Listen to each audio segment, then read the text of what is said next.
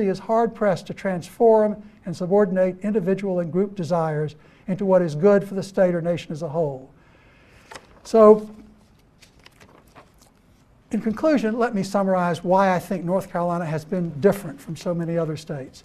I believe that the culture of political ethics in North Carolina, reinforced by 3 centuries of honorable politicians, is strong enough to reinforce political candidates and government officials in resisting and shunning temptation.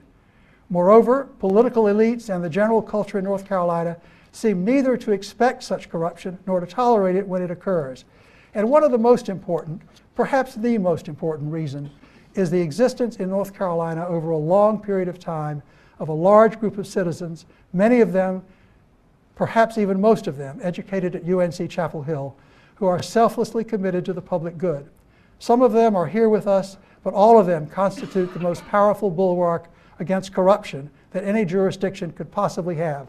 Some of them are the lawyers all across North Carolina who on their own, without any personal motivation, rose up to call on the state bar to take action against NIFON.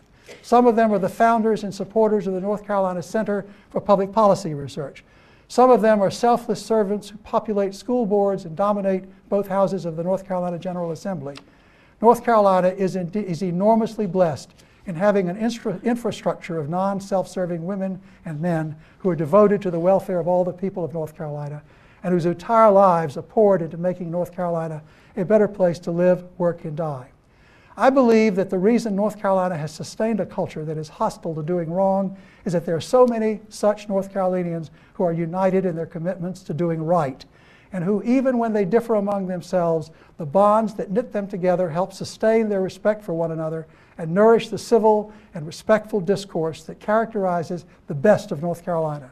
Whenever conservatives, centrists, liberals, Republicans, Democrats, libertarians, rich, middling, and poor can grant validity to one another's good faith, when all can share a public interest vision for North Carolina, even if the roadmaps and the pace differ among themselves, when their friendships cross all of those lines, they make up a common political and policy culture that is the most precious tie that binds them all in the public interest. Furthermore, North Carolina's very rich tapestry of nonprofit organizations dedicated to a broad spectrum of public policy improvement, from schools to health to working and living conditions to the natural and built environments and to the arts, help bring together across all lines citizens devoted to those objectives, further strengthening the existing relationships. The fact that our political and civic culture does not tacitly tolerate improper self-interest in those who occupy public office does not mean that we should relax our guard and take things for granted. Rather, we should take all possible steps to ensure that our precious public good-oriented culture is reinforced constantly. That's why I call on Governor Easley and those who are competing to succeed him, as well as Lieutenant Governor Perdue and Speaker Joe Hackney, to state loudly and clearly that they will not tolerate unethical behavior in any of those officials whom they appoint or with whom they serve. I hope that our political leaders will take to heart their personal responsibility for strengthening the bulwarks which undergird North Carolina's reputation for being one of America's honest government states, and will make ethical behavior by office holders and office seekers a hallmark of their own tenure in office. Dr. Frank Graham did have it right, because his vision of America was born and nurtured in North Carolina when he said, "America is a land made safe for both democracy and differences, where the answer to error is not terror, where democracy is achieved without vulgarity and excellence is without arrogance, where the majority is without tyranny, the minority without fear, and all people have hope." If anyone exemplifies that ideal in reaching across all boundaries to serve the public good, Tom Lambeth does. If anyone exemplifies a lifetime and a professional career characterized by personal subordination of self-interest to the public good, Tom Lambeth does.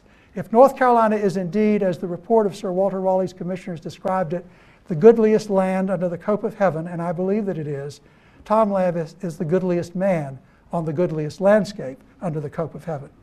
North Carolina is much the better now, and for all future generations will continue so, for his spirit, his goodwill to all, his passion for the public good, and his tireless devotion to its betterment. And I hope that all future generations of students who hear Tom Lambeth lecturers in the future will understand why someone felt it right and proper to celebrate such a blessing of a human being in this manner. So let me close by 2 quotes, one from E.M. Forster in his book, 2 Cheers for Democracy. He said, so 2 cheers for democracy, 1 because it admits variety, because it permits criticism. Only love, the beloved republic, deserves that. And finally, as the constitutional, this is a quotation, quote, as the 1987 came to a close, after 3.5 months of deliberation, asked Dr. Benjamin Franklin, well, doctor, what have we got? A republic? I think that it's the transactions the state is doing does provide the opportunities for it. I think also, I showed the draft of this speech to one of my political science colleagues, Noah Pickus, over at Chapel Hill, and he said he thought that part of the reason might very well be the increasing number of opportunities given the greater competitiveness in the political parties in North Carolina than it used to be.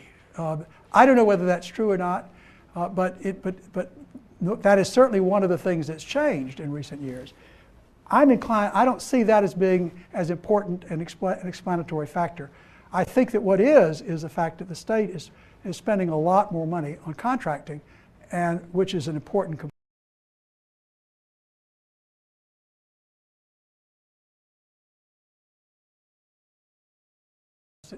Right? She went on to say, not having public financing. Isn't the solution really public financing of elections?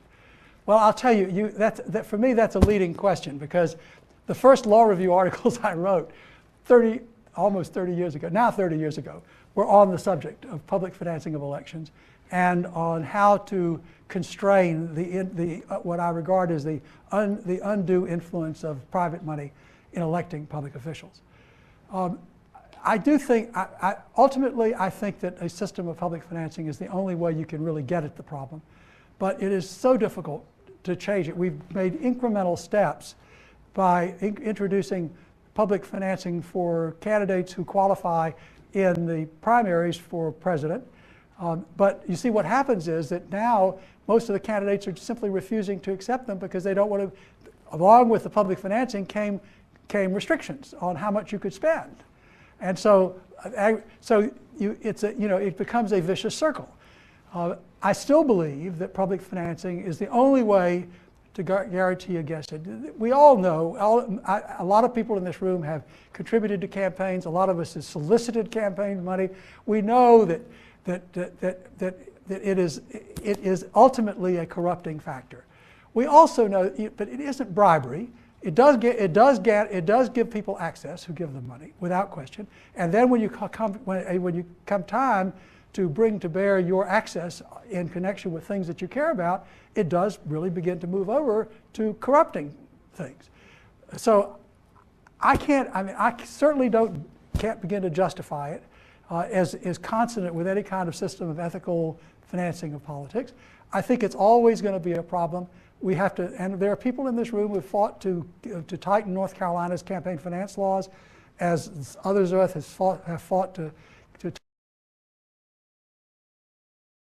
private sector, set ethical standards, things like that, and when government should do.